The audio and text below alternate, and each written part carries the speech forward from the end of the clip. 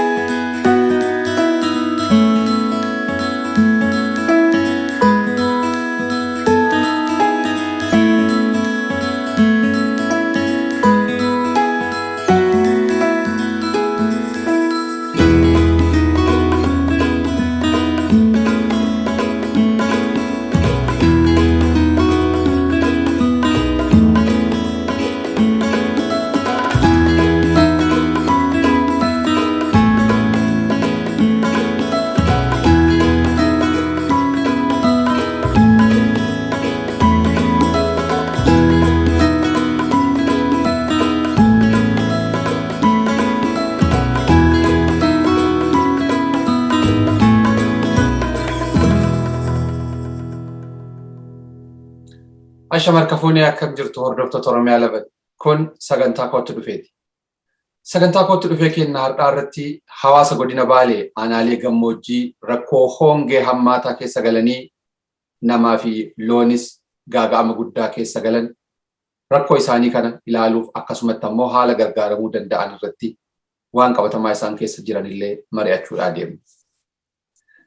Akkuma yaadatamu ji'a darbee keessa naannoo Oromiyaa godina Booranaa hongee hammaataa beelladoota hedduu fixee ilma namaallee hedduu gaaga'uun isaanii yaadatama. Rakkoon godina Baalee ammatti mul'ataatiin hin jirullee kanuma akkasiitii fi sandaran ta'uutu dubbatamaatiin hin jira. Keessaahuu suuraaleen gama miidiyaa hawaasaatiitti mul'ataatiin hin jiran loowwan hedduun dhumanii kanneen dhaabbatanillee lafeedhaan qofa kan dhaabbatanii fi waan du'arraa adda bahanii miti. Hawaasa gammoojjii jiruun isaa loowwan beelladoota irratti hirkateetiin jedhe haala kanaan diinagdeen isaa manca'aa haala kanaan jiruun isaa gaaga'amaa yeroo jiru kanatti gargaarsi gama mootummaa taasifamaa fi jiru akkasumatti ammoo hubannaan hongee kana dursaniitiin hawaasa kana akeekkachiisuu ta'aatiin ture hoo maali kan jedhu dhimma kana irratti heddumminaan illee haasa'uudhaa deemu.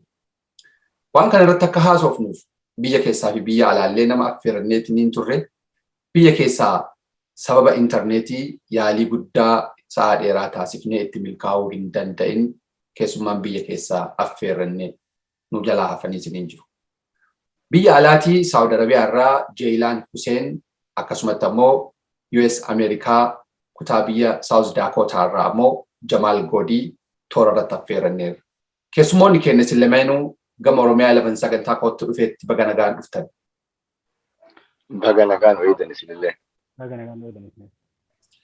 Mee waan gammoojjiin sun itti jiru gammoojjii yoo jennu aanaan gara 8 homaawama ta'u aanaalee gammoojjiiti godinni Baalee ka Baalee bahaa jedhamee amma addaan kutameen illee walumaa galatti Baalee majannaa. Aanaalee kammeen faa wanni kun mudate rakkoon mudate kun rakkoo akkamiiti ka jedhu mee isinirraa haa dhageenyu dura. Ayyee warri Oromiyaa 11 guddaa galatoomaa carraa kana nuu kennitanii rakkoo hawaasa keenya kan yeroo kana gammoojjii Baalee keessatti irra gayaa jiru akka karaa miidiyaa kanaatiin uummata keenyaan gahanuu fi akkasuma immoo karoora yookaan ammoo yoo akkamitti akka isaan ittiin gargaarannu asirratti nu affeertanii carraa nuu kennuu keessaniif guddaa galatoomaa isin jedha. Gaafii na gaafattaniif jalqaba irratti uummanni keenya yeroo sana keessa rakkoo hammaataa harkaa qaba. Namni hundinuu argaa jira akkasuma karaa sooshaal miidiyaa adda addaatiin namni argaa jira. Rakkoon ammoo uummata keenyaa kun rakkoo har'a dhalattee osoo hin taane uummanni keenya keessaa warri amma gammoojjii Baalee keessatti yeroo sana miidhamaa jiru uummata waggaa 4 fi hanga 5 jidduu waggaa 4 fi ji'a 9 akkas ta'u rakkoo garaagaraatiin naannoo Sumaalee irraa buqqa'anii sharaa jala galaa jiran. Akkasuma gaaddisa mukaa dachii saaraa san gubbatti uummata miidhamaa turedha. Garuu miidhaan san caalu amma haala jijjiirama qilleensaatiin hongeen itti bu'ee rakkoon isaan keessa rakkoo guddaadha. Garuu rakkoon kun aanaa meeqa keessatti ta'e kan jedhuuf ammaaf yeroo sana keessatti aanaa haga 4-5 akkas keessa jira. Aanaa kana keessa aanaa beeltuu kurkurruu akkasuma immoo aanaa raayituu tawweena daawwee sarar akkasuma immoo asiin madda walaabuu keessa bakka rakkoon kun hammaatee jiru jira. Aanaa kanneen keessaa immoo gandoota hedduutu aanaa kana hunda jala jira. Warri amma rakkoo yeroo sana akka malee mudattee miidhamaa jiru aanota 4 fi 5 kana jala gandoota hedduu jira. Fakkeenyaaf aanaa raayituu jala ganda bokkuu, haraadii, qarree, sulee, shixxulee, fincaa akkasuma bara diimtuu, arbucaa, ardaa nagayaa, dhaddachaa, fardaa akkasuma faaltee fi borooroo. Aanaa kana ammoo aanaa sawween jala ammoo ganti jiru. Haxaawwee, digaluu, areellee, nagaya, burqaa, dharroo, cirracha, rooroo fi biyyoo. Gandi kun ganda rakkoo akkaan qabu hunda jechuudha. Akkasuma ammoo aanaa daawwee sarar jalatti namoonni as keessaa miidhamee akka malee miidhaa irra jiru qabeenya isaanii jechuudha. Dubartoota 7,890 manguddoo tilmaamaan 4,987 akkasuma ammoo daa'imman 9,812 tahan nyaataa fi dhugaatii dhabanii yeroo sana miidhaa cimaa keessa jiran gandoota kana jalatti jechuudha. Akkasuma ammoo qabeenyi isaanii kan irraa miidhamaa jiru yeroo sanatti gaalli gaala 3,211 re'een 6,577 loon 2,863 akkasuma ammoo hoolaan 2,154 tahan yeroo kana lubbuudhaan margaa fi nyaata dhabuudhaan lubbuun isaanii miidhamtee haala cinqaa yookaan ammoo du'iinsa keessatti argamu jechuudha loon kunillee. Kanaaf jecha ammoo yeroo tanatti hawaasni keenya kan gammoojjii kana keessatti miidhamaa jiru dhugumatti rakkoo cimaa irra gahaa jira. Rakkoo kana hin jenne uummanni keenya nama dhabiinsa akkasuma ammoo karaa miidiyaa adda addaatiin waan ittiin ibsatu dhabiinsatu haga ammaa miidhee ammaan gahe malee silaa akka rakkoo isaaniitiif kan kana dura rakkoo isaanii kun ol baatee hawaasa gurra buutee hawaasni kun gargaaramuu qabu ture. Yeroo kanatti hawaasni keenya gaafa gammoojjii irraa buqqa'ee bakka san jiraatanittis karaa mootummaatiinis ta'ee karaa hawaasaatiin wanni isaan xiyyeeffannoo argatanii bakka gaarii qubsiifamanii haala jireenya isaanii namni akka gaariitti ilaalee bootaa qabsiisan jiru. Kanaaf rakkoon amma irra gahe kun uummata keenya kana amma osoo hin taane rakkoo dheengaddaa uummata Booranaa irra geette san dura rakkoo isaa irra geette uummanni kun. Garuu obboleessi keenya Arafaat kan duraan rakkoo kana jala bu'ee uummata keenyaaf gabaasu hin hidhamee inni amnaan ammoo namni rakkoo kanaan nu gabaasu hin jiru waan ta'eef jecha miidhaan kun irra gahee aanota kanneenii fi aanota hedduu jala jira. Asiin aanaa madda waraabuu jala ganda hedduu jira.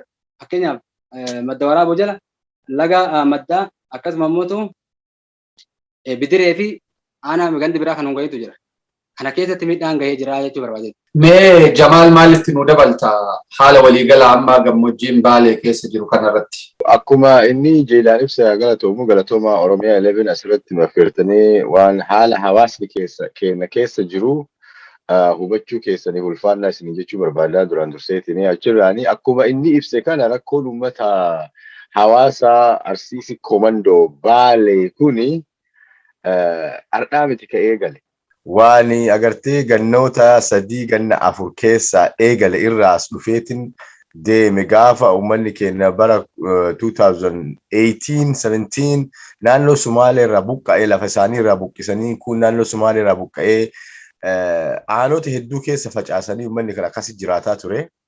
Namni akka ambaasaaddara uummata gammoojjii Baaleetitti uummata kana qabee deemaanii ture akkuma Jeelaan jedhe Arafaat Abubakar yookaan Arafaat ka Oromooti. Hanga gaafa mucaan kun hidhameeti namni tokko uummata kana maqaa isaanii dhahee yaadatee hin beeku. Uummati kuni akkuma namni martuu beekee mootummaan yoo ta'e mootummaan gaafa hajaa isaa qabu malee uummata kana maqaa isaaniitu dhahanii hin beekan. Namni mootummaan jira hongeen karaa birraa nama buutu jira. Nam tolche jira. Uummata kana hongee rabbii buutee dhugaa kana waan rabbii namni mormuu hin jiru beekta waan isa biraa dhufte garuu ammoo odoo nama hawaasa nagayaa yookaan mootummaa yookaan agartee bulchaa nagayaa bulchaa sabaaf yaadu ka qabaatu ta'e uummanni keenya ka Booranaallee akkana beela'een dhumatu baraan dhumateen jedhu horiin isaanii wanti isaan ittiin jiraatan harkaan dhumu akkasumas ka Baaleellee akkanatti hin dhumatu jira uummanni kun maalee ka kana bara fide nama isaanii yaadu mootummaa isaanii yaadu akkuma Oromootu mootummaa Oromoof yaaddu hin jirtu lafa irrayyuu hin jiru namni kenna osoo mootummaa isaanii yaadu qabaatee bishaan illee yoo geessanii ilaalu hongeen rabbi irraallee dhufte namni kun bootteedhaan bishaan illee yoo geessanii bishaan dhugu argata. Nyaata argata namni marga bakka birii geessaaf sila mootummaan kun horii kanaaf. Garuu ammoo uummata kana yeroo faayidaa isaanii qofa iddoo qamadiin geettu qofa iddoo qamadiif garbuun ga'e qofa dhaqanii keessa dhaabatanii uummanni Baalee quufa keessa jira jedhanii kaabinootaa fi kaadiroonni asbaanii sooshaal miidiyaa kana nu dhiphisan. Garuu ammoo uummata gammoojjii Oromiyaa jechuun especially ummata gammoojjii Baalee jechuun warri jiddugalaa kun akka isaaniin hafuura baafatu dagachuun qabu Oromoon. Ummati kun filataniitii miti kaachi jiraatan. Filatanii odoo hin ta'in jireenya isaaniitu achi ta'ee jiruu isaaniitu akkas ta'ee achi jiraatan.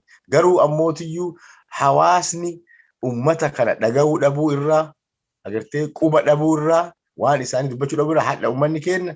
Aanota hadhareef inni aanaa Saawweenaa, Daawwee Qaachan, Madda Walaabuu, Asiin Barraaq, gara aanaa Dalloomannaa keessa agartee kuni marti hadha rakkina cimaa keessa jira uummanni keenya. Tokkoffaa horiin waan dheedu dhabee bishaan waan dhugu dhabee bonti rabbii buutee miidhaa harka qaban. Lammaffaa hawaasni qotee bulaadha uummanni kun horsiifatee bulaadha. Wanni isaan qotatan bayuu didee fi waan nyaata dhabanii baraan miidhamanii akka nu sooshaal miidiyaa irratti argitan kana viidiyoo akka as gubbaa deemu kanatti akkanatti uummanni keenya gogee lafeen keessaa yaateetiin kanatu jira. Kanaafi wanni jiru kana aanota hedduu keessa wanni kun aanaa sagaanaa inni yaame kana odoo hin ta'in baay'ee akkuma jiru gammoojjii Baalee kana keessa rakkoo cimatu jira sin jedhaa itti deebi'a. Hayyee Jamaal galatoomi. Mee gama Jeelaanitti haa dabaru. Jeelaan hawaasni kun heddumminni isaa yeroo waggaa 4 dura walitti bu'iinsa naannoo Somaalee Tureenfaa ka buqqa'e ka jedhu reefu nu yaadachiistee turte. Hawaasni kun durii warra daangaarraa as buqqa'e moo warra giddugala naannoo Jijjigaa maal irraa buqqa'ee gad dhufe moo maal ture seenaan buqqaatii isaanii sunniin amma hawaasa amma rakkoo kana keessa jiru? Yaada gaariidha galatoomaadha. Hawaasni kun baay'inni warri jalqaba gaafa naannoo Somaaleetti rakkoo adda addaatiin buqqa'ee baay'inni isaanii nama 100 fi gara 30 oliiti. Uummanni sun guutuun isaa akkuma achirraa buqqa'een gara hawaasaatiinis ta'ee gara mootummaatiin xiyyeeffannoon osoo ittiin godhamin bakkuma adda addaatti faca'aniitiin bootaa hin taaneef namni hundinuu naannoo argi qabate jechuudha. Naannoo gammoojjii Somaalee kana keessa. Amma waliigalatti hongeen amma bu'e kun uummanni sun garuu waggaa hedduu rakkoo keessa illee haa turu. Hongeen amma buute ammoo uummata naannoo sanii guutuu qabatteeti. Haa keessatti warri duraan rakkoo qabu sun warri duraan buqqa'ee sharaa jala sun haa miidhamanii malee hongeen kan itti buute uummata guutuudha naannoo san jechuun wal qabateeti. Kanaaf uummanni kun hundi isaa akkuma jiru rakkoo hedduu keessa jira. Isaan qofaa miti warri ollaa jiraatullee. Fakkeenyaaf amma naannoleen gammoojjii kunniin kan Madda Walaabuu akkasumatti ammoo gara Sawweenaa gara Daawwee Qaachan kuni heddumminaan warra Somaalee giddugaleessaa Jijjigaa fa'aa dhufee miti. Warra lafa Somaaleen waldaan geessurraa Somaaleen daangaarraa dhiibdee lafa duraanii isaanii san dhabanii as baqatanii. Warri suni gidduu san keessa waggaa 4 kana keessa homuu wanti jijjiirame hin jiru lafa isaaniitti deebi'uu hin yaalle jechuuf iyya gaafii. Kuni namni silaa fakkeenya uummata kana bakka isaan irraa buqqa'anitti deebisuu qabu. Yookaan ammoo rakkoo isaaniitiin furuu qabu mootummaadha. Mootummaan ammoo waan kan xiyyeeffannooti godhee uummata kana maaliif jiranii eessa jiraatan kan jedhu namni tokko wanni uummata kana waa gargaare tokko illee hin jiru. Namni silaa achitti deebisuu qabullee mootummaadha. Amma akka odeeffannetti waliigalatti waggaa 4 kana keessatti wanni mootummaan godheef guutumaan guutuutti hin jiru. Hawaasnis gaafa isaan lammitu lammiif jedhan yookaan ammoo isaan rakkata lammiif jedhanii hanga tokko gargaaranii turan. Garuu gargaarti hawaasni bakka adda addaatti gargaaru yoo fakkeenyaaf hindu'ii taate malee wanti isaan fayyu tokko illee hin jiru. Kanaaf jecha hawaasni kun osoo bal'ifnee kan yaadu taate rakkoon isaanii gaafa fakkeenyaaf waa'ee hongee kanaan wal qabate jechuudha. Gaafa uummanni Booranaa hongeen miitee dhiyoo isaanii guuramu hongeen tun jalqaba uummata gammoojjii Baalee qabatte. Garuu nama isaanii gabaasu nama rakkoo isaanii kan ibsu waan dhabaniif jecha hanga har'aa turanii miidhaan hagana goguun irra ga'e. Kanaaf jecha uummanni keenya bakka jirutti uummanni Oromoodhaa uummata keenya kan miidhamee waggaa meeqaaf gaaddisa mukaa jala galee sharaa garatee sharaa muka lama ulee gamaa gama dhaabee gaaddisa mukaa jala galee sanirraan daran qabeenyi isaan qaban loon hoolonni re'ee loon isaan tiraa qaban guutuun irraa gogomte jechuudha. Kanaaf jecha uummanni keenya uummatan akka nurra qabu osumaan dhaamachuu barbaada. Mee Jamaalitti haa deebi'u. Jamaal reefu waa lama kaasaa turte. Hongeen kun namtolchee fi ka rabbirraallee dhufee jira waan jedhu kaastee turte. Hongeen namtolchee yookaan ammoo beelli rakkoon hawaasni keessa jiru kan namtolchee kun waan akkami maaliif godhame jettee yaaddu? Galatoomi Muktaar. Hongee namtolchee jechuun kiyya hongeen tun like bonni waan rabbirraa dhufu. Bona jechuun agartee waqtii bonaa hin jira, waqtii roobni dhabamu jira, biyya keenya keessa biyya marayyuu hin jira, sun waan rabbirraa dhuftu. Yeroo kana silaa hawaasa beela'ee hawaasa bonni itti bu'eetiin agartee rakkina keessa horiin harkaa dhumaa jiru namni dhaqqabuuf silaa mootummaa nama biyya san bulchu ofiin jedhu. Bulchitoota ganda sanii yookaan aanaa saniiti godina saniiti silaa. Hanga hadhaa hanga nuti sooshaal miidiyaa irra baanee akkanatti iyyinu qaamni mootummaa yookaan qaamni bulchaa yookaan qaamni kaabinee tokkochi gadi ba'ee waa'ee uummata kanaa namni dubbate hin jiru. Kanaafi dhumaatii uummata sanii irraa fedha qabanii jechuu kiyyaa fi dhumaatii rakkinni uummata sanii irraa waan fedha qabaniif jedhisanii hongee namtolchee jechuun kiyya kana namni kun yoo walii rifate sila akka hawaasaatiitti namni ganda tokko bulchilleen ganda isaa keessatti yoo namni beela'e furmaata barbaaduu qaba agartee tuni rabbirraa dhufte gama uummanni beela'e kanaanii waan godhan silaa barbaaduu qaba silaa uummanni kun warri mootummaa ofiin je'eetiin uummata bulchu kuni garuu hanga dhaatitti ani gama kiyyaawwan argin jiru yoo isin agartan hin beekan waan mootummaan gadi ba'ee waan kana jedhee uummanni aganaa beela'ee je'ee waan uummata Baalee waan isaan dubbatan agarre. So kanaafi fedha uummata kanaa rakkinni uummata kanaa fedha qabanidha uummanni kun agartee ammootuyyuu gaa uummanni kun akkuma gaafii ati reefi isa gaafattee fi jeelaan hin gaafatteef warri hadha hongeen itti buute warra naannoo Somaalee irraa lafa isaanii irraa buqqaan qofaa miti. Walummaa galatti in generaalii gammoojjiin tun rakkoo qabdi. Gammoojjii in generaalii akkuma jirutti bonni bu'ee jira. Bonni bootaa filateetiin bootaa hin buune generaalii akkuma waliigalaatitti uummanni naannoo san jira. Jiraatammaan naannoo sanii daawwee qaachan daawwee sarar asiin gara raayituu kanneen amma namoonni hedduun gammoojjii wanni irraa Somaalee irraa buqqaanii miti kan jiraatan. Jeelaan na korreetti na sirreessuu danda'a yoo dogongoree. Hawaasni idileen duraan achuma jiraatullee jira dhugaadha. Exactly. Hawaasa idilee duraan achi jiraatullee normaalii achi jiraatantu jira. Amma naannoon baay'inaan uummanni lafa isaanii irraa buqqa'ee jiru naannoo Barraaqi. Maddoolaabuu. Akkas. Naannoo Barraaqi bakka takkatti naqanii uummata sharaa dhaabbatee achi galu jiru. Akkanumaan bakka sharama kana laastikii hidhataniitiin. Kana waan fayyisaa furii faati waan dhaqanii waan dubbisanii uummata akkaataa uummanni sun ala taa'ee itti baratu namni martinuu argee jira miidiyaa kana gubbatti. Akkaataa uummanni sun waan dhuguu bishaan hin qabne bishaan sa'aatii meeqa deemanii akka barbaadanii harreedhaan fe'atan hadha harree itti fe'ataniitiin bishaaniin barbaadatan sunuyyuu harkan jirtu uummata kana. Asirratti uummanni kan naannoo Barraaqii naannoo Maddoolaabuu kunniin warra baay'inni isaanii warra naannoo Somaalee irraa buqqa'ee bakka sana akka wanta taate barbaadeef garuu ammootiyyuu uummata kana dhiyoo tana ijoollee jeelaanfaati ijoollee erganii turanii Maddoolaabuu Barraaqii dhaqaniitiin ijoolleen akka nama naannoo san jiru rakkoo achi jiru akka barbaadan rakkoo achi jiru san akka dhaqaniitiin viidiyoodhaan waraabanii uummata kana dubbisan. Isaanii ijoollee biyya keessaa dhaqanii achi dhaqan keellaa godhanii uummata sanitti akka hin seenne kaabinoonni dhoggite ijoollee ummata kana akka rakkoo isaanii ummanni kun akka duban kana hongeen namtolchee barri namtolcheen an jedhu kana jechuudha ummata kana nama itti dhiyeessanii namni akka qarqaara dhooguun irraa dhooguun kuni hongee namtolchee yookaan bara namtolchee jechuu kiyya. Ayyee mee gara Jeelaanitti haa deebi'u. Aanaaleen gammoojjii Baalee kuni qabsoon Baalee himamu aanaalee kanneen keessa.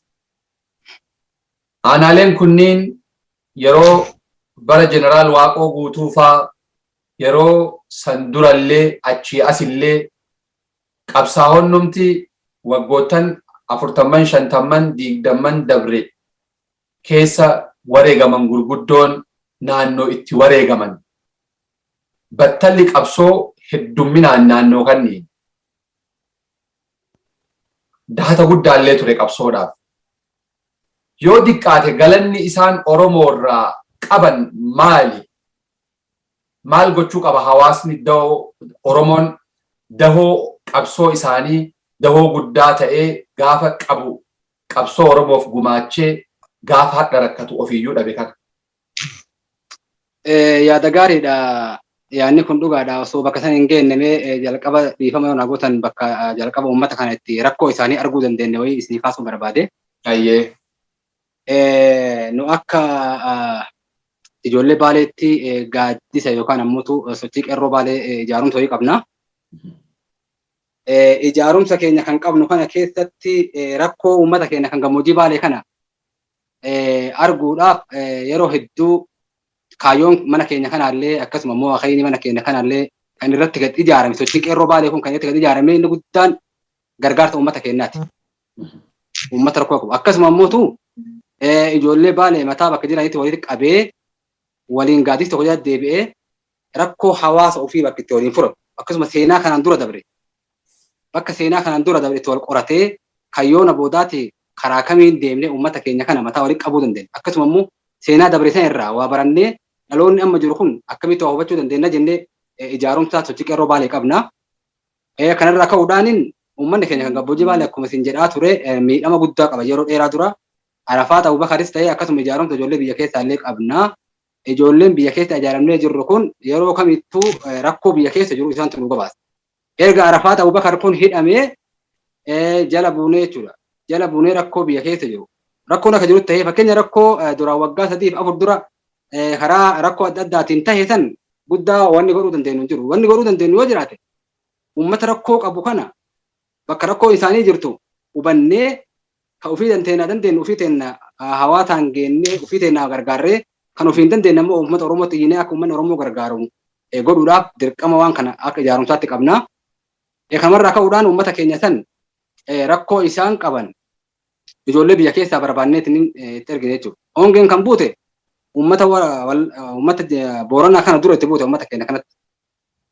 Hongeen itti buute kun uummanni keenya nama sagalee isaanii ta'u nama akkasuma immoo rakkoo isaan qaban kana ol baasuu dhabaaf jecha uummanni kun miidhamee bakka kana gahee ijoollee biyya keessaa itti goonee ergine bakka silaa rakkoon jiru suuraa sagalee viidiyoo waan silaa barbaachisu waan adda addaa akka isaan achi nuuf qopheessanii uummata keenya kana gurra hawaasa rakkoo isaanii buusnuuf jecha irratti mari'annee turre. San booda erga rakkoo isaanii kana agarree ijoolleen biyya keessaas ta'ee nu horeen biyya kana jirru akka mana sochii qeerroo Baalee kanatti mari'annee lakkoofsi akkaawuntiyaa akka banamu akka akkasuma uummanni kun irratti gargaaramuuf waa hedduu irratti hojjannee bakka kana hin geenne hawaasni keenya rakkoon isaan qaban guddaan yeroo sanatti nyaata dhugaatii beela bishaan kanatu isaan biratti yeroo kana akka malee rakkoo qaban. Kana gara gaaffii keessatti yoo deebi'e amma yeroo kanatti hawaasni keenya kan rakkoo cimaa keessa jiru kun wanni isaan nurraa barbaadan gandi silaa akka itti baantu gandi silaa beekumsaan gootummaan akkasuma immoo qabeenyaan beekamu uummanni gammoojjii Baalee qaama miidhamaa jiru kana. Kana hawaasni Oromoodhaa bakka jiru uummanni keenya duraan takka akkatti beelahee rakkoo kanarra gahee hin beekan. Wanni isaan kanarraan gahe rakkoon gara garaallee jiraatu rakkoo hongee kan amma hojii rabbiitiin itti dhufte kanatu kanaan gahee uummata silaa kadhachuun hin malle uummata yoo nama gargaare malee namni isaan akka gargaaru hin beekamne. Kanaaf amma uummanni Oromoodhaa bakka jiru hundaa uummata keenya kana akka cinaan dhaabbatan akka akkasuma immoo nyaataa dhugaatii isaanii bishaan isaan dhaban akkasuma qabeenyi isaan qaban loonii fi wanni silaa isaan qaban guutuu irraa dhumaa jira. Kan san caalu yeroo gabaabaa kana keessa rakkoon ammallee gara kaadiree yookaan ammoo mootummaatiin jiru tokko maali? Naannoo tokko gammoojjii amma rakkoo qabu kana keessatti guutuu mumkin kutaa Oromiyaa guutuu ta'uu danda'a. Rakkoo uummanni qabu kanarraan aanaa tokko keessa akka deeggarsa raayyaa ittisa biyyaatiif jedhanii gara 300,000 akka guuran. Waan kana fa'aa dirqama rakkaa jiran jedhan. Akkasuma ammoo ijoollee yeroo kana keessa ijoolleen barattu rakkoo nyaataa dhugaatii bishaan waan adda addaa dhabuurraa jecha barumsa addaan muranii bakka dhaabaa jirantu jira. Akkasuma ammoo gama kaadireetiin akka dookumantariin adda addaa yookaan ammoo bakki rakkoon kun jiru kun irratti hojjetamneef rakkoon adda addaa malee dhiibbaa adda addaa turan. Kanaaf hawaasni keenya bakka jiru saba keenya uummata Oromoo kan akkasuma ammoo gammoojjii Baalee irraa buqqa'ee miidhamaa jiru kana akka qabeenyaan waan humna qabaniin akkasuma garaa sagaleetiin akkasumallee ammootu nyaata horiitiin waan isaan qabaniin uummata keenya kana akka cinaa nu dhaabatan yaamicha horuuf barbaada. Hayyee Jamaal asirra maal dabalta? Wannan dabalu waa'ee gara akkuma tu jette lafti tun hin beeyta lafa goototaati. Lafa qabsaa'oo Oromoo keessatti tokkoffaa irratti agartee warri hadhaa baraan dhumateetiin akkasitti lafeen isaanii keessaa yaatee caccabaa jiru sun haftee gootota saniiti. Haftee warra gaafa jalqaba dhukaaseetiin nafxanyaa ajjeeseetiin Oromoon akka nama ajjeesu Oromoo cufatti mul'ise. Haftee santu haftee Waaqoo guutuuti, haftee Maamad Gadaa Qaalluuti, Huseen Buneeti, Haaji Aadam Jilooti uummata kanaati, haftee uummata kanaati. Kana osoo ani asirratti wanni jedhuu barbaadu Muktaar osoo garuma hawaasa Oromoo waliigalaatitti iyyuu hin dabrin achi naannummaan Oromummaan naannoo godina Baaleetii dhufte hawaasa kana qarqaarachuu dandeessi sila. Yoo xiqqaate yoo guddate namoonni Awurooppaa fi Ameerikaa kana keessa jiranii uummata naannoo sanii dhufe baay'inaan. Namni tokko warri Ameerikaa jiru doolara takka yoo baasee uummata kana qarqaarachuu hin danda'a. Kuni dadhabina keenya tokkoffaa. Dadhabina keenyallee ofitti himaa deemuu qabna. Namni keenya waa'ee uummata keenyaa kana callisanii jiran akkuma reef jedhe aga mucaan sun hidhame namni waan uummata kana maqaa kaasee jiru. Namni viidiyoo waraabee ganda keessa deemee odoo jarri si ajjeesna jettuun odoo oppiidiyoon si ajjeesna si hiina jettuun gaaf tokko kan dalloomannatti halkan tokko makiinaa waniin hidhaa bulchan Arafaatiin. Agartee gaafa Haaji Aloon gadi bahee roobe keessatti miidiyaa OBN gubbabbayeetiin uummanni kun hin beeloyne jedhe. Inki jibanii beelli hin jiruu jedhe. Waggaa lama dura moo waggaa akkas gadi baheetiin dubbate jaarsi sun. Gadi bahee beelli hin jiruu uummanni qamadii qabaa midhaan qabaa jedhe. Waan kana puruuf godhuudhaafi ijoolleen OMN fudhataniitiin barraaqin deeman. Gaafa isaan barraaq deeman bulchaa dalloomannaatti ijoollee tana uggure achitti. Agartee akka isaan rakkoo tana akka isaan shira isaanii kanan saaxille akka isaan shira isaanii kanan saaxille uummata kanatti dhoggaa ture. Hadhallee akkasuma godhaa jiran akka ijoolleen olii gad deemtee dookumantarii viidiyoo kana uummata san dubbisanii hin goone warri waan kana godhaa jiru uummatuma kaabinootuma mootummaa kanaaf jedhu shira warra xaxaa jiru. Kanaaf hawaasni ala kana jiru ispeeshaalii hawaasni naannoo sanii dhaladhe jedhu uf waamu walumaa galatti akka Arsiisi komandoo gadi bayaatii uummata kanaaf dhaabadha uummata kanaaf iyya. Namni sagaleedhaan yoo laal rakkoon hawaasa duuba si deebisaa Muktaar dhiifama godhiti rakkoon naannoo Baalee keessa jirtu rakkoo Oromiyaa biriitiin gargara qabdi jedhaan jiru gargara qabaa jiru ammootuyyuu akkaataa isiin gargar itti qabdutu jira. Kana eega dubbanne gadi baasneetiin dubbannaa tokkoffaa uummanni kun neetworkiin qabu. Neetworkiin hin jiru Baalee keessa akkuma jiru. Magaalaa tokko magaalaa roobe goobba maalii kanneen qofa yoo jiraate. Lammaffaa akkuma Baaleetitti iyyuu karaa hin qabu uummanni kun. Bu'uurri misoomaa baay'ee xiqqaa uummanni kun biyya tana dhaqee qamadii irraa qotachuu qamadii irraa nyaachuu malee uummata kanaa yaadee mootummaan tokkochinuu Baalee yaadee hin beeku. Nan obo. Kanaafi uummanni kun rakkoo guddaa keessa jira. Uummanni kun sooshaal miidiyaa irra bahee dubbachuudhaaf akkuma isin amma kun ijoollee achi jirtu dubbisuu dadhabdan maaliif dadhabdan intarneetiin oduu jiru otoo gama olaanuu kana taatee gara birii taatee at least taatee sagalee dhaallee taatu dubbachuu ni danda'an neetworkiin hin jiru naannoo san tokkoffaan kana uummanni keenya rakkoo qaba rakkoon isaanii achi keessa taa'ee namni uummata kanaa dubbatu yoo jiraate akkuma mucaa kanaa ta'a akkuma Arafaatti ta'a jechuudha. Kanaafi hawaasni keenya ka ala jiru xiyyeeffannoo isaanii uummata kanatti deebisanii waan jedhu qabaani gaafii ati gaafatte.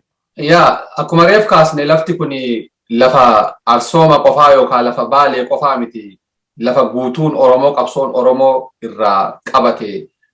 Kanaafuu Oromoon guutuun waan asirratti dhiphatee waan walii birmatu waan aadaa Oromoo keessa jiru kamiyyuu waan Oromoon guutuu walii irratti birmachuu qabu isarratti Oromoon hunduu dhaamsa kana inuma dhaqqabuu ni qaba jedheetiniin yaada.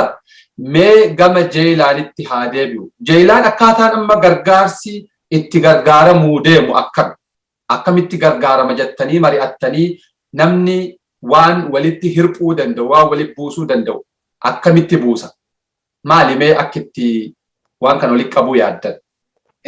Haala akkaawuntiitiif akkasuma haala gargaarumsa uummata keenyaa kana ilaalchitee gaafuma jalqaba rakkoo uummata keenyaa kana agarree gabbaanee hawaasa yookaan ammoo uummata Oromoo kan guutuu addunyaarra jirutti iyyannaa jennee wal mari'annu tokko wanti nu godhuu dandeenye jalqaba rakkoo uummata keenyaa san qoratuudhaaf ijoollee biyya keessaa lakkoofsa barbaadannee warra duraan ijaarumsa horiin hin qabnellee akka isaan fakkeenyaaf naannoo jiran hundatti rakkoo jiru uummata gammoojjii Sumaalee irraa buqqa'eessan jechuudha. Akka rakkoo jiru isaaniif nu godhanii jecha lakkoofsa barbaadatu eegallee erga lakkoofsa barbaadannee ijoollee wal qunnamne waan sila rakkoo achi keessa jiru qabatamaan viidiyoodhaan sagaleedhaan bilbila nama rakkoo qabuutii fi warra naannoo sanii hunda kallattiin dubbisnee erga dubbisnee booda waan kana rakkoo isaa dhibbaan dhibbatti eega itti amannee jennee booda kallattiidhaan gara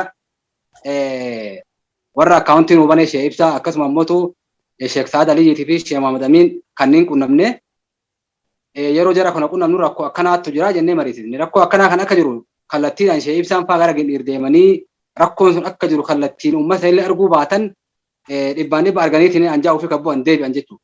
Gaafa nu marii kana itti dhiyeessinee yaada kana kenneef anillee deemee ture yaadni kun yaaddee garamaadha rakkoon qabu maal barbaadanii nuun jedhan wanni nu barbaanne amma karaa sooshaal miidiyaas akkasuma karaa amantaas waa hedduun uummanni Oromoo isin jaalata nus isin kabajnaa dhibbaan dhibba isin amanna waan ta'eef jecha akkaawuntii bilbilaa kan akkasuma herreega uummanni bakka adda addaati yoo irratti iyyanne nutti ergu nuuf qopheessaa jenneen hayyee rakkoon qabu ni mariina nuun jedhanii akkasuma achi deemnee isaanitti hin dhiisnee ustaaz Sufiyaan Usmaan fa'aa dubbisnee ustaaz Sufiyaan illee yeroo dubbisnee maal jenne akkaawuntii dhaabbata gargaarsaa qaban isaan yaada akkanaa kana qabna Ustaaz Raayyaa Abbaa Maccaafaa jechuudha.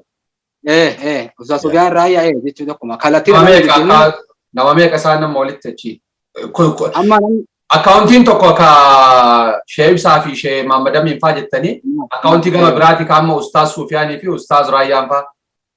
Waa akkaawuntii gara biraati akkaawuntii gara biraa kan dhaabbata gargaarsaa kan akkasuma uummanni Booranaa fa'aa kanaan dura irratti gargaaramaa ture jira. Akkaawuntiin isaanii sun dhaabbata isaan illee ni mariisisnee isaan rakkoon qabu warra kennaan nuun jedhanii kan booda akkaawuntii Ustaaz Raayyaatii fi kan Ustaaz Sufiyaaniin hoogganamu kan gargaarsaa kanaan fudhannee erga fudhannee isaan illee of bira qabnee akkasuma ammallee Sheek Ibsaa fa'aan akkaawuntii nu sirreessaa jennee isaan illee nu sirreessanii erga isaan lameen nu sirreessan booda erga nu mana kana keessatti waa hunda mari'annee rakkoo hawaasa agarree waan qabatamaa hawaasatti gabbaasna jennee irratti walii galle booda uummata warra silaa ijaarumsa waliin qabnus ta'ee akkasuma nama keessaan beenu waan dubbisnee rakkoo akkanaatu jira nu wajjin dhaabbadha hawaasni keenya kun akka gargaaramu nu godha jenneetiin suuraa fi sagalee ragaa uummata ragaa akkasuma rakkoo biyya teenya keessa ibsan mul'isu uummata raabsuu eegallee gadhiisuu eegallee san booda waan qabatamaa akkasuma akkaawuntiis qabatamaa gara lachuu jechuudha. Akkaawuntii qabatamaa kana isaanirratti hawaasa irratti gadhiisne jechuudha karaa sooshaal miidiyaa. Akkaawuntiin sun eegas bakka hundatti qabatamaan akkasuma immoo ragaa dhibbaan dhibbaa namni hundi itti amanee uummata keenya kan rakkoo keessa jiru kana irratti gargaaruu eegala jechuudha. Akkaawuntiin nu qabnu waliigatti dhibbaan dhibbatti akkaawuntii Ustaaz Raayyaa kan dhaabbata gargaarsaa kanaa fi akkaawuntii Sheek Ibsaa Hasan kan akkasuma Ustaaz Sheek Hasan Ustaaz Ibsaa Hasan akkasuma Sheek Muhammad Amin waliin jiran kana lamaan irratti uummanni keenya gargaaramaallee jira. Yoo na boodallee akkaawuntiin biraa kana lamaan malee akka nu beenutti akkaawuntiin biraa kan jiru tokko illee hin jiru. Kanarratti uummanni keenya gargaaramaa jira. Kanarratti ammallee akka nu gargaaran uummata Oromoo qaba. warri biyya alaa akkaawuntii san irra galchamoo waan gara biraa walitti qabu qaba. Warri biyya alaallee hanga yaada muraasa haa kaasu Jamaal sitti deebi'a. Warri biyya alaas ta'ee hundinuu amma yeroo kana keessatti jechuudha wanti biraa goobandinis ta'ee akkaawuntiin biraa kabaname tokko hin jiru. Warri biyya alaallee guutuun isaa kan biyya keessa jirullee karaa dandameen akkaawuntii makaa irratti galchaa jira. Yoo na garuu fuuldura yoo na boodaaf waan ta'u inshallah akka mariitti kan laallee wanni jiraatu yoo jiraatu irratti marannu ta'a malee ammaaf wanni qabnu kanuma warri biyya alaallee sanuma irratti galcha. Maaliif waan kana kaasee tariiti haala biyya Arabaa hin beeku biyyoota Awurooppaa fi Ameerikaa kana keessa birri akkaawuntiitti galchuuf bakka wahii istoora dhayxee achi galchuu manna waan akka goofandimiitu faa salphataa. Goofandimiin namuu moobaayila isaarraa haga danda'e doolaara 100 ergee danda'e doolaara 50 ergee namuu waa achirratti buusaa wanni sun faa waan yaadame qabaa jechuufi Jamaal carraa si haa kennu. Galatoomi Shejeelaan akkuma bareedaa ibsanii akkaawuntiin biyya keessa ka jiru akkuma isaan jedhanii manni sochii qeerroo baalee rakkoo tan argeetiin mari'ateetiin Ustaaz Raayyaadhaa fi Ustaaz Sufiyaan illee dubbisee akkasumas ammallee Shee Ibsaa, Shee Sa'aad, Shee Mahammad Amiin jara kanallee dubbisanii isaan dubbisanii isaaniillee akkaawuntii nuu banaa waan kana qarqara jenneeni isaanillee hayya jedhanii fudhatanii akkaawuntiin ustaazota sadiinillee banamee Shee Amiin, Ibsaa ammallee Shee Sa'aadiin. Akkasumas Raayyaa fa'allee waan kanatti dhiyeessanii jennaaniin isaanillee hayyee jedhanii isaan hegereef ka jedhutu jira dhaabbanni qarqaarsaa keessaan ittiin dalaganii isaanillee gama isaaniitiin kana hin dalagna jedhanii gama isaaniitiin akkaawuntiin biyya keessa jiru kanneen lamaan jechuudha. Ka gara Shee Ibsaatii fi tiimii Shee Ibsaa jechuun nama sadii Ibsaa Hasan kun ammoo kama Raayyaadhaa fi Ustaaz Sufiyaanii kana lamaanii jechuudha. Kana irratti amma namni hanga danda'ee biyya alaatillee namni akkuma tu jette waan danda'e darbaa jira achirratti galfataa jiranii deemaa jira sun akkasitti deemu jira. Garuu ammoo as deebineetiin namoonni hedduu tokko nu dubbisaniitiin maalii fi goofandimiin hin banamnee jedhanii jennaaniin mari'anneetiin ijoolleedhaan mari'annee amma hadha goofandimii banuu deemna asitti. Banamuu deema maali jennaan akkuma jette namni manaa bayeetiin baankii deemee bakka mallaqa ergan deemeetiin waa darbachuu irra waan niyyate san intarneetii moobaayilii isaa irratti darbuu danda'a. Ameerikaa fi Awurooppaa kana keessatti goofandimii waan barbaachisaa ta'eef akka koreetitti irratti mari'anneetiin goofandimii hadha banamuu deema. Sunillee hadha linkii isaa bannee hadha gadhiisnaa. Marimaa Shee Ibsaadhaa fi Ustaaz Sa'aad ammallee eenyu Mahammad Amiin waliin mari'annee waan kana godhaa jirra jechuu sanillee banuu jirra gara goofandiitinillee dhufaa jira goofandiin hadhan banamaa jechuu barbaadeeti. Hayyee reefu waan kaastan keessaa waan tokko haa kaasu Jeelaan. Sababni waa'een gargaarsa baalee kun xiqqoo itti rinciceef keessaa tokko jedheetiniin ka yaadu gargaarsonni kanaan dura ta'aatiniin turan walitti qabamaa turan hamii guddaa qabaataa turan. Ana gadheennaallee waggaas roobellee dhaqee waan hordofe waan quba qabu qaba. Hamiin guddaan ta'e wanni guurame seeraan nama hin dhaqqabne ka jedhu nama baay'eetu ittiin hamatameera keessattuu roobe keessatti nama baay'eetu waan kanaan hamatameera. Amma isin warri koree mallayni walitti qabamu kun qixaan warra rakkate kana waan yaadameef bira akka ga'u mala maaliin hordofuu lafa keettan. Fakkeenyaaf goofandimiin onlaayinii irra jira. Qarshii 100 guurame 500 guurame waan achirra mul'atu waan san doolaara qarshii deebisee erguun sharafni illee waan addunyaa irra jiru namni beeku namni sumuna waan godhu hin qabu. Silaa ka akkaawuntii baankitti galullee isteetimentii amma maxxansanii yoo mul'ate homaa hin ta'u. Garuu hammam tokko iftoominaan waan kana akka deemu akka namni hegereellee gargaarsarraa hin baqanne dhuguma wanni an godhaa jiru kun rakkoo furaa jira jedhee akka namni onnatu akkamiin hordofuu deemta waan kanarratti sirriitti haasa'amuu qabu. Gaariidha dhugaadha wanti kun gaafuma akkuma isin jire jalqabaa waan kana irratti marnu dursa wanni irratti mari'atamuu qabu maallaqni hawaasaa kan hawaasni guure kun dhibbaan dhibbatti akkamitti yoo hojjenne akkamitti yoo nurratti gale yoo karaa kamiin wanni kun walitti qabame kallattiin hawaasaan bira ga'uu qaba. Akkas nullee ammootu komii hawaasaa jalaatis akkasuma ammootu cubbuu jalaallee akkamiin nu baasa jennee irratti mari'anne waan kana. Fakkeenyaaf nama hedduu qabna Baalee keessaas ta'ee bakka hundaa nama hedduu qabna. Garuu nama hedduullee qabaannu nama hawaasni jaalatu nama atis dhibbaan dhibba jaalatu namni hawaasa fuula beeku hawaasni fuula isaa beeku. Gaafa nama akkanaa kanarraan deemne hawaasni kun galma nuu geettii jennee dhibbaan dhibba itti amanneetu maal lafa kaane gaafa kaanu jechuudha. Akkuma lafa kaaneen ammas hordoffiin keenya maallaqa hawaasaa kan walitti qabamaa jiru kana akkamitti akka hordofnee maallaqni kun guyyaa lamaan sadii meeqa akka galtu herregaa karaa baankiitiin jechuudha. Fakkeenyaaf warri amma akkaawuntiin keenya irratti maallaqni banamee irratti akkaawuntiin banamee maallaqni irratti guuramaa jiru guyyaarraa jechuudha yookaan guyyaa lamaa sadiin maallaqa hawaasni irratti guure kana gama horeetiin walii gabaasa nu godhan. Maallaqa hagana galee afaanii osoo hin taane ragaa qabatamaa mana baankiirraa waraqaa baafatanii waan achirra gale saantimii bira jirtu wajjin gahaa deeman. Kanan walitti qabannee ragaa qabatamaa jechuun gaafa barbaachisetti hawaasallee yeroo barbaachisetti hubachiisaa nu ammoo asitee tana waan kana dhibbaan dhibbatti biyyaa fi as jidduutti dhibbaan dhibba walitti amantiidhaan waan kana hordofnee akka itti deemuu jirra. Kana yoomillee hawaasni illee warra obboleeyyan keenya warra biyya keessa akkaawuntiin hubane kana irraa namni shakkii qabuun jira jenneellee hin yaannu nama dhimma ilaala shejeelaan nama wanni tokko wanni sirriitti beekamuu qabu. Namni gargaarsa kana kennu nama warra kana beekullee ta'uu danda'a nama warra kana hin beeknellee ta'uu danda'a. Ani akka dhuunfaa kiyyatti yoo na gaafattan garee warra sheeraayyaa keessaa lameenuu hin beekaa lameenuu itti amana akka dhuunfaa kiyyaatti ani akka muktaaritti. Garee kaan keessaallee yoo xiqqaate sheemamadamiin ijoollummaa kiyyarraa beekaa itti amana. Warra kaan hin beeku. Kana maaliif isinii kaasu jira namni gargaarsa kana kennu nama warra kana maqaayyuu dhaga'ee hin beekne ta'uu danda'a. Nama waan isaaniillee hin beekne ta'uu danda'a. Garuu wanni inni fedhu maali?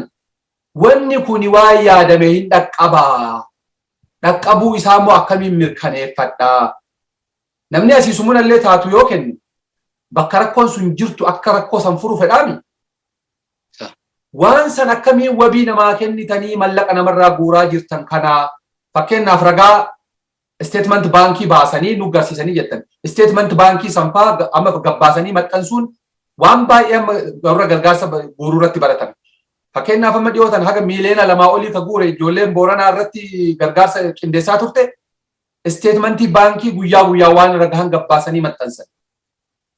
Gargaarsa nuhoo goobanaatiif mana bitaatiin turan masarat dhaabaafaa hojjetaatiin turan torbaaniin yookaan guyyaa muraasaan waan baankiin irra gahe gabbaasanii maxxansan.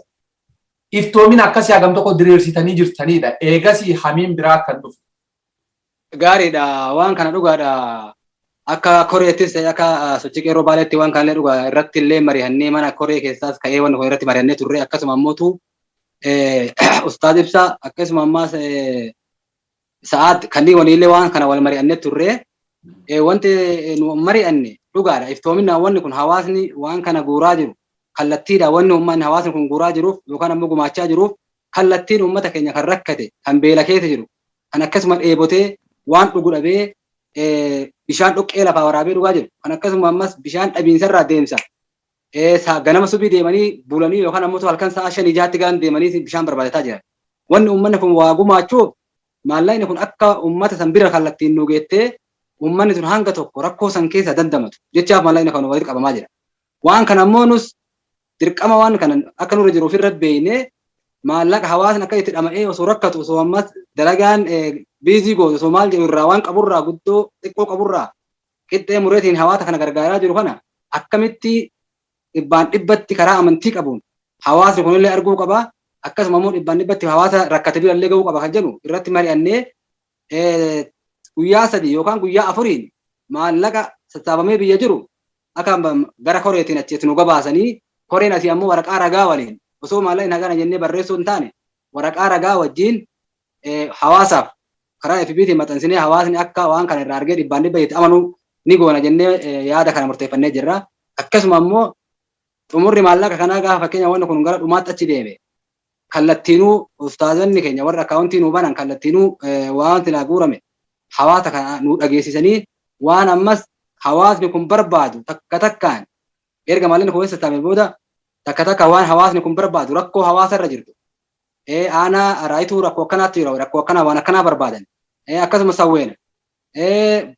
Akkasuma aanaa biraatti kan jiru hundayyuu jechuudha.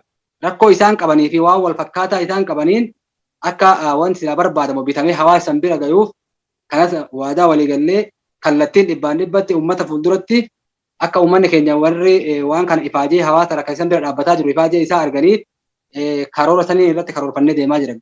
Kan ammas ammootu akkuma isin jedhee amanamummaadhaaf uummanni kun akkamitti arguu danda'a kan jedhame guyyaa torbaaniin guyyaa 3-4 waan silaa galee uummanni achirra sassaabe hawaasanii agarsiina jennee deemaa jira waraqaa qabatamaa waraqaa baankii wajjin. Wanni ani dabalullee kanuma inni nuyyuu qulqulleessee ibsee jira.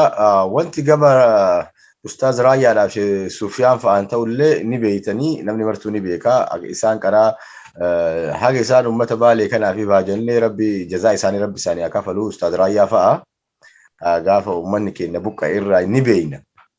Ani mataa kiyyaa yeroo 2 isaanitti mallaqa magaalaa kana guuree ergee jira. I know exactly akka isaan amaanaa kana uummata biraan bayan I doubt wanni hin jiru sheekeen hin jiru akkasumas ijoollee kanas ustaazota kanniin illee akkasumas amantii irraa qabna ammoo waan ati jettee fi wanni dalagamu you have to be clear ta'uu qaba hawaasaa fi qulqullinaan ibsamuu qabaan 100% I agree with that maali jennaaniin wanti tokko yoo hawaasaaf hin ibsamini wanni teene tuni dubbitu keessa deema beeta. Waan kana dhaamsuudhaa fi waan kana iji balleessuudhaa fi irratti mari'atamee jira akkuma shejeelaan jedhan irratti mari'atamee jira wanni kun guyyaa 3 haa ta'uu 7 haa ta'uu ijoolleen mallaqni kun haga guurame they have to report it report godhamu akka qabu irratti haasoinnee walii gallee jirra kana guyyaa 3 haa ta'uu guyyaa 7 haa ta'uu godhameetiin torbaaniin listiin bayee wanni guurame kuni koreetti ergama koreen yoo barbaade hawaasaa fi FB irratti maxxansee haganaan bayee akkuma ijoollee warri Booranaa rakkoo Booranaatiif guuran san godhame san exactly we're gonna do the same thing wanni garaagarummaa godhatu akka jiru hawaasni beekuu qaba kana wal qulqulleessanii ifaa walii himuu qabna garuu ammootuyyuu ijoolleen kunii wanni laalamuu qabullee ustaazonni kunniin amma Raayyaadhaa fi Ustaaz Raayyaa Ustaaz Sufifaati they have experience waan kana dalaguu irratti isaanii they've been through a lot waan meeqa beekanii akka dhaabbataatitti illee isaan dalagaa jiran ammoo ustaazota kanniin wanni beekuu qabnu is individuals fedha isaanii uummata isaanii qarqaaruudhaaf illee waan kana agartee isaan gara amantiitiin uummata bira dhageettii qabanii kanumaa fi waan kana gaafannee godhan garuu guyyaa guyyaadhaan godhaa jedhaan jechuun suni xiqqoo si isaanii fi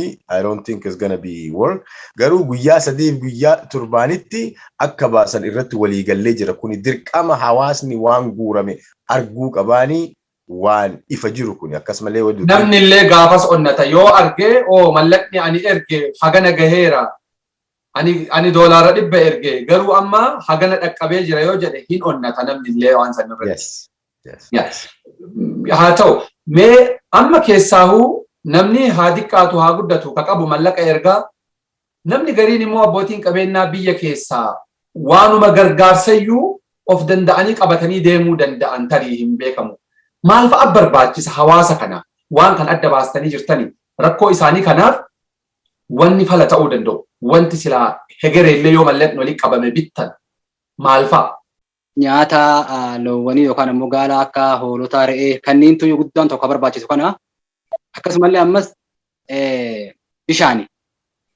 bishaan boottee bishaanii yookaan akkasuma ammas roottoo yookaan kaldaana bishaan itti buufamu kana agartee hawaasni keenya amma yeroo sana irra guddaa waan isaan barbaadan isaan kanneen fa'a kanneen keessaa kallattiidhaan illee yoo hawaasa biyya keessatti argamu qunnamneetiin waan akkanaa irratti hojjechaa jechuun yoo baannee ijoollee biyya keessa ijaaramtu qabduu fi akkasuma manguddoo nama tokko beenu jira kanneen irratti hojjechuudhaaf qophiitti jirra malee wanni kallattiin biyya keessaallee wanni akkanaa kun buufamee jira waan akkanatti hojjetaa jira namni keenya jennu tokko illee hin qabnu.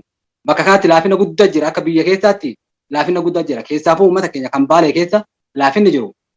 Yeroo tana keessa silaa namni gabbahee rakkoo hawaasa keenya kan gammoojjii Baalee keessan argame san iyyuu hawaasa keenya kan naannoo isaatti argamuu fi warra rakkoo san keessa beekuu danda'u kan bilbilaan nama san achi keessaa fira qabu zarii qabu. Kanas silaa waan kana ol bahee rakkoo isaanii kana uummatattis iyyee ofii isaaniitiin waan qabu walitti buuseetiin uummata keenya bira dhaabbatan fakkaate. Kana ammoo hanga dabree namni waan isa irratti hojjete yoo jiraate illee namni akka keenyatti nu kallattiin qunnamnee waan akkanaa biyya keessaa qopheessinee jennee dhibbaan dhibba itti amannu hin jiru. Kana ammoo wanni uummanni keenya barbaadu biyya keessa akka dhaamsaatti illee jechuudha. Yeroo kana keessatti uummanni keenya tokko nyaata loowwanii qasharraa fakkeenyaaf waan gaalli yookaan hoolonni re'een beeloti sun itti fayyadamu. Wanni guddaan tokko kan uummanni keenya biyya keessaa barbaadu kana. Kanarratti biyya keessa akkasuma san bira kota uummanni keenya yoo xiqqaate uffata iyyuu ni barbaada. Hatta uffata qaamaa uummata barbaada. Uffata wantoota biraa ammoo wanta jireenya namaatiif fayyadan. Waan akka fakkeenyaaf biyya keessatti yoo hojjetame waan akka fakkeenyaaf bishaan bakki bishaan itti buufamu kazaanni yookaan ammoo wanniin lafa waan akka rootoo jedhan biyyatti. Rootoo kana fa'aa hawaasa keenya sirriitti barbaada.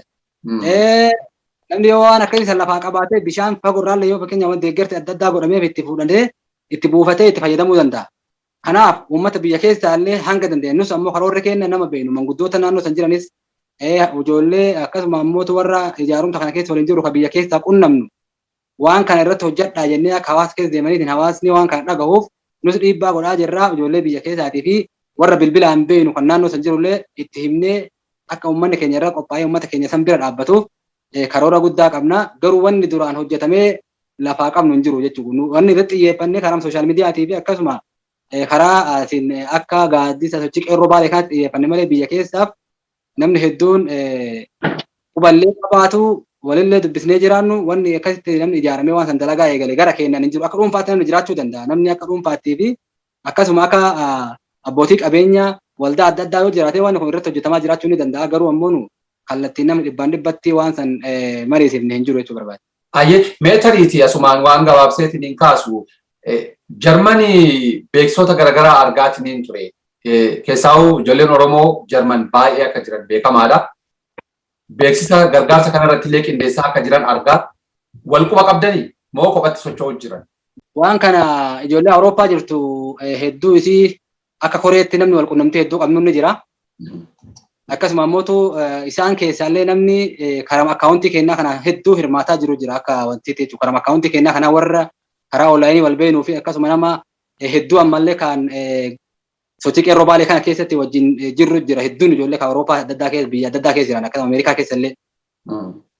Isaanan kanneen ammoo haalli isaan itti hirmaataa jiran hanga dabre waan gubandimiin banamee hin jirreef jecha karaa akkaawuntii kanaatiin hundinuu fayyadamaa jira yeroo kanatti. Malee waan akkaawuntiin biraa yookaan ammoo gubandimiin banamee lafa jiru hin jiru wal quba qabnaa kanuma keessatti wajjin hirmaataa jirra jechuu barbaada. Waan kana maaliif kaase Jamaal achumaan itti dabaltee akka wanni jettu gareen gargaaru kun ofiiyyuu baay'atee gara bibittinnaa haadhaan jira taanaani nama jidduutti dagatamu jira namni gargaaramu kasilaa rakkatee lafa jiru. Abaluu dhaqinnaatti yookaan gidduutti rakkataa yookaan ammoo garee bakka muraasa qofa namni hedduun irra deddeebi'ee dhaqa. Wiirtuu tokko yoo ta'e garuu salphamatti wal wanni jechuu danda'ama. Hagam tokko wal quba qabdan. Ijoolleen Jarman baay'ee socho'aa jiraachuu argaa ture waan ta'eef. Amma bakka qarqaarsa akkamitti tiimii yoo baay'ate waan burjaajessaa jette sani dubbiin kun gadi qabamee ilaalamuu qaba. This is a real problem. Rakkoo waa'ee qarqaarsaa kana keessatti yeroo baay'ee ni deebi'ee dhufu waan akkana kana. Kana irratti namni nuti tiimiin biyya keessa quba qabnu tiimiin biyya keessa akkaawuntii banee ittiin socho'aa jiru tiimii kanneen lamaan qofa. Tiimii Ustaaz Raayyaa Abbaa Mancaatii fi Sheekh Suufiyaanii fi tiima Sheekh Mahamad Amiin Ibsaa fa'a. Wanti tiimii birii kan beeknu hin jiru. Ijoolleen Jarmanillee wal quunnamtii ijoollee kanaatiin deemaa jira fakkaata. Nama akkuma inni jedhe akkuma Jeelaan jedhee ijoollee as keessa hirmaatteetiin akkaawuntii kanarra galchaa jirtu jira qarqaarsa. Jarman keessa jechuu keessa ijoolleen Awurooppaa keessa jiran baay'ee ijoollee UK jiran Jarman jiran Faransi bakka mara jiranii akkaawuntii kana kennaafi jiranulleen isaanillee kan keessatti qooda bayataa jiran. Ammoo akka hawaasaatitti qophii qopheessanii jiran argee jira poostara baay'ee kan hawaasa Jarman. Innilleeni akka kiyyatti I'm not sure it's going to be the same way jechuu waan qabu. Maal jennaanii qarqaarsayyuu achi keessattuu kennaa jiranii ijoolleen kun participate godhaa jiranii akkaawuntii kanneen lamaan keessatti. So kanaafi isaanillee karama kana deemanii walqunnamtiin nima jiraa, walqunnamtiin waan dalagamaa jiraa waan jedhu qaba. Kan gama kaanii waan biyya keessaa wanti barbaachisu jedhamee fi akkuma Jeelaan ibsan sanii tokkoffaa wanti barbaachisu manni kun rootoon barbaachisa kaasila. Laal waan kana wanti dubbannuuf ana malee irra deemee jedha. Mootummaan uummata keenya nu haa qarqaaruufi miti. Hawaasni keenya hawaasatu hawaasa qarqaaruu qaba. Hawaasni keenya akkuma Muktaar ati kaaste abbootiin qabeenyaa silaa waan kana qabatanii uummata keenya bira dhaabbachuu qaban. At least namni bishaan fe'ee uummata kana geessu silaa hawaasa irraa eegama sila. Hawaasa abbootii qabeenyaa haa ta'u, maanguddoota haa ta'u, sheekota warra wanni haa ta'u, qeessota haa ta'u, any of them. Wanti kun kan godhamuu qabu sila hawaasa irraa because mootummaan qaraa odoo namni mootummaa jedhuufiin jedhu odoo jiraate uummanni keenya rakkoon kun marti mudatu uummata keenya silaa. Kanaafi hawaasni biyya keessa jirtan asumaan dhaamsii dabarfachuu barbaadu hawaasa keessan bira dhaabadha. Takkatti nyaattee bultu hadha haati tantee nyaattee bulaan jirtu. Waan bishaan arrabaan jiifatan hin qaban uummanni kun. Haa xiqqaatu waa guddatu uummanni naannoo birii kutaa even Baaleema keessatti iyyuu warri magaalaadhaaf warri bishaan qaba. Bishaan boombaatu jira. Garuu warri gammoojjii jiru san hadha san dhabaniitiin bakka jiran numartu argaa jira. Lafeen keessaa yaatee horiin harka dhumee ilmaan harka madoytee dhumattee harmi irratti gogee haadhateen waan daa'ima harma afaan keettu dhabdeetiin daa'ima harka du'aa jirtan uummata. Maanguddoonni lafeen keessaa yaatee waan isaan dhugan dhabanii viidiyoo tokko agartanii jirtan. Guyyaa 28 deemee jedhee bishaan barbaadu yoo qabaatte Muktaar viidiyoo sana yoo qabaatte nu mul'isuu dandeenya. Guyyaa 27 deemee ka jaarsa gaala oofu tokko deemee dhabee jedhe maatiin kiyya bilbilanii maatiin iyyuu baraayee yoo dandeette gaaluma san gurgurii fi midhaanuma kubbaayyaa takkaa nuuf fidinaan jedhanii jedhe. Gaala kana fuudhee magaalaa geessee gaalli kun foon hin qabu. Huqqatee ofiituu fi ka waan nyaatu dhabee ka huqqatee lafeen goyte nama narraa bitu dhabee deebi'ee ni amma kiyya maatiin kiyya akkasiin baraan harkaa dhumuuf jiraa jedhe namni kun. Imagine. Magaalaa keessatti uummanni bishaan shaaworii dhiqata. Agartee? Not even forget about the diaspora. Forget about uummata ala jiru dhiisi. Biyyuma san keessatti magaalaa roobee goobbaa taatu bishaan hin dhabamu. Wanni birii yoo dhabe beektaa rakkoon ni jirti rakkoon hin jirtu jechuun kiyyaa miti. There is a problem Itoophiyaa keessa walumaa galatti namni keenya rakkoo qaba. Haa ta'uuti bishaan hin qaba uummanni sun bishaan dhuguu ni qaba uummanni magaalaa kun. Maaliyyuu moroottootti bishaan naqaniitiin geessaniif uummata kana. Waay? Wanni isaan dhoggu maali? Nyaata dhiisi mallaqa guuruu nyaata guuruu ta'uu ofiitii fi rakkoo qabani. Rakkoon hin jirti waliigalatti akka waliigalaatti kana we understand that. But how come? Wayita namni kun akka jedhu wanta kan qabu anu du'uu deemaa jedhe jaarsi kun. Ani wanta akka kun keessanii yoo waan nyaattan qabdan jennaan homaa wanta akka rankaa qabu jedhe. Kiiloomeetira meeqa deemee jedhe bishaan barbaadu wallahi. Imagine. Uummanni biyya keessaa dhugaa yoo dubbanne osoo sochiin qeerroo baalee kun jiraatiin uummanni keenya dhumeetiin biyyee irra raruu deemaa ture silaa wallahi billa salphina kana akkuma arsiisi komandootitti iyyuu salphina keessa jira. Akkuma laal Oromoo guutuu iyyachuudhaaf yoo abbaan iyyate ollaan namaa dirmataa jedhan. Ani dura gandatti dhaladhe san irraa dubbadhee gandatti dhaladhe saniif agartee maatii itti dhaladhe san keessaa bahee maatii keessan jabeessee ganda san jabeesseetiin ol bayeetiin yookaan godina dhaqa yookaan ollaa dhaqa yookaan ammoo bakka birii deema. Garuu ammoo nuti jalqabatti namni keenya uummata kanaaf attention kennuu ka qabu hawaasa keenya qarsiisi komandoo walumaa galatti. Wayita akkana jedhu nama qeeqaa jedhu namni quban qabu namni qarqaaraa hin jiru jechuu kiyyaa miti. In general socho'uu qabnaadha uummata kanaan. Sochoonee yoo jenne especially uummanni biyya keessaa socho'uu qabu. Warri alaa kun waan dandeenyu godhaa jirra wallahi alhamdulillah. We are doing waan danda'amu godhamaa jira. Hadha kun as gubba miidiyaa kana gubba baanee sagalee ta'uun dalagaa guddaa. Isin as gubba nu fiduun keessan uummata sanii yaaddaniitiin taayimii kan kee weestii gootee fu'aadillee atillee taayimii keessan san ajjeestanii dhuftaniitiin waan kana godhuun kan sagalee ta'uu jirtan uummata kana. We are doing what we can. Waan dandeenyu godhaa jirra. Akkasuma warri biyya keessa jiru abbootii qabeenyaa warri ofiin jedhan waan kanarra gadi baanii dalaguu qaban. Laal uummanni kun uummanni naannawa magaalaati wanni jiru kun akkuma reeffa ibsa Geelaan jedhe raayyaa ittisa biyyaatiin mallaqa guuraa jedhanii uummata keenya akkana funyaan kaanii irraa guuraa jiran mallaqaan dha. Agartee? Wayita hiriira bayaa jedhan haawwanni teenya qoonanoo hiitee siinqee qabattee mootummaan kun mootummaa keenya rabbi nurra bulchi jedhanii gayyaa'anii jedhe. Maanguddoonni amaamaa lafaan geettee sheekonni qeessiin gaabii isaa uffateetiin gadi baaniitiin mootummaan kun mootummaa keenya jedhanii gabbaniitiin iyyan. Hiriira bayan wayita mootummaan hiriira namaa jedha. Hadha maaliif waan hawaasa keenya not only hawaasa Baalee qofaa miti. Akka hawaasaatitti hawaasni nam tokko dubbatee jiru waa'ee uummata keenya kan Booranaa. Akkasitti horiin harkaa dhumate.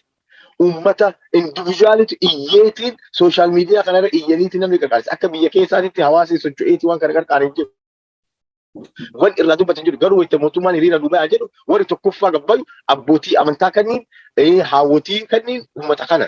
Kanaafi wannan jedhu barbaadu dhiifama biyya keessa akkuma tikitti namni waan tokko qabachuu danda'a. Rootoo bishaan baarmeeliin tokko uummata saniif faayidaa guddaadha waan dhageessaniif. Bishaan qumbaan tokko kana jechuu barbaada uummanni biyya keessa osoo waan kana godhee wanti ammoo nuti hin goonaa nuti waan kana binnaa waan kana geessina jennee irra mari'anne hanga ammaa hin jiru garuu wanni amma nuti jedhan fandii argamsiisuu irratti dalaguu jirra amma duuba irratti qoratamee achi namni achi dhaqeetiin. Ustaazonni kun ustaaz Raayyaa haa ta'uu, ustaaz Sufiyaan haa ta'uu, Maamad Amiin haa ta'uu, Ibsaa haa ta'uu, Sa'aad haa ta'uu, ofii isaaniitii dhaqanii hawaasa kana waan isaan barbaadan laalanii achirraan akkasii itti deemuudhaa fi gaarii godhaa jirraa. Sa'aatiin kennallee dhumutti jira.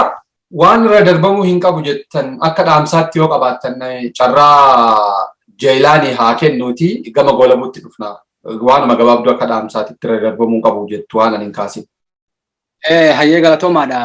Wanni tokko kan kaasuu barbaadu amma waa'ee uummata keenya kan gammoojjii keessatti miidhamu jiru kana irratti ragaa qabatamaa jechuudha. Bakka amma obboleessi kiyya Jamaal kaase kana ragaa qabatamaa dookumantarii adda addaa hojjechuudhaaf yoo rabbii jedhee bor ustaazota keenya keessa Sa'aad Aliyyiitii fi namni biraa dabalataa yaga nama lamaa sadii ta'anii jechuun bor deemuuf deeman.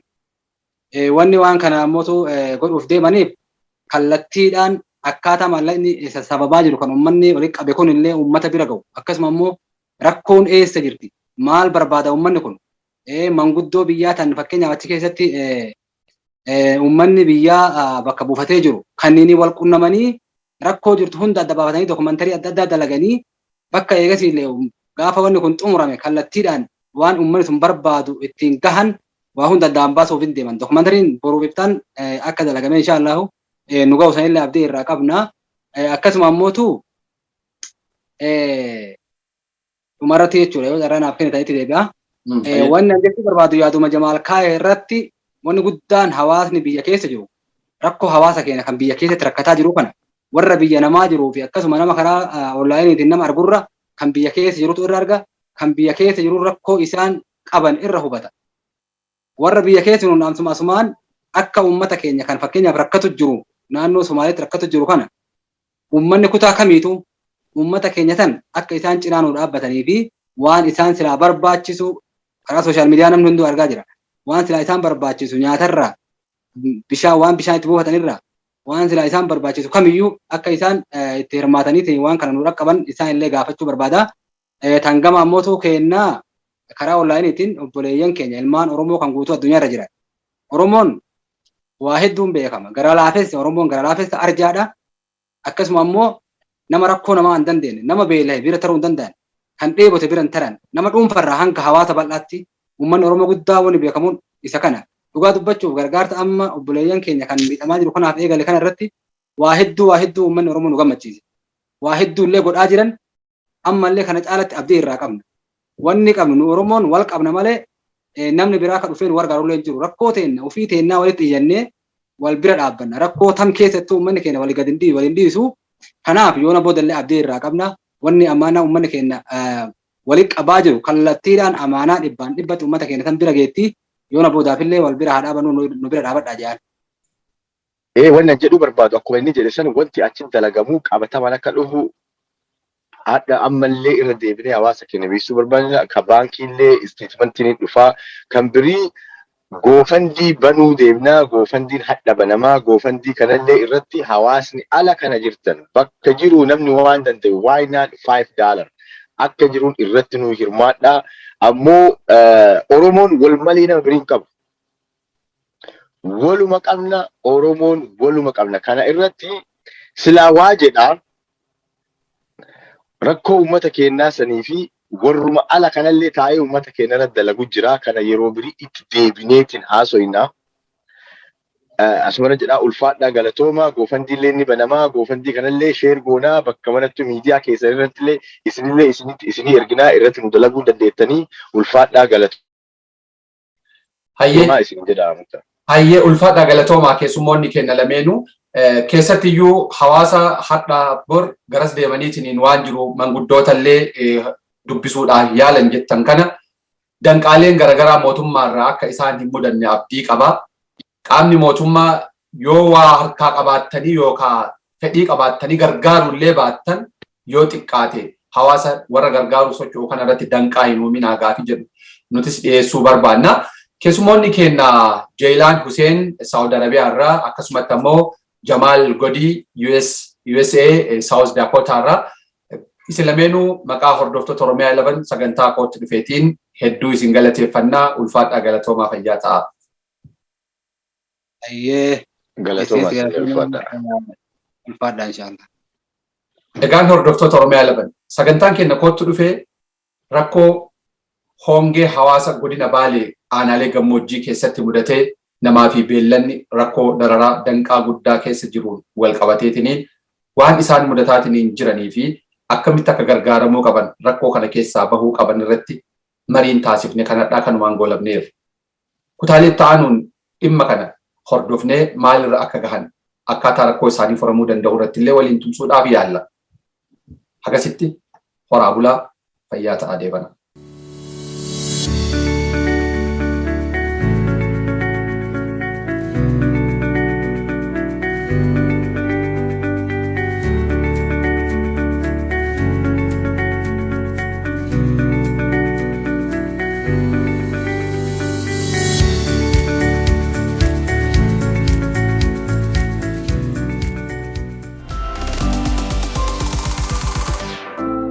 Oromia 11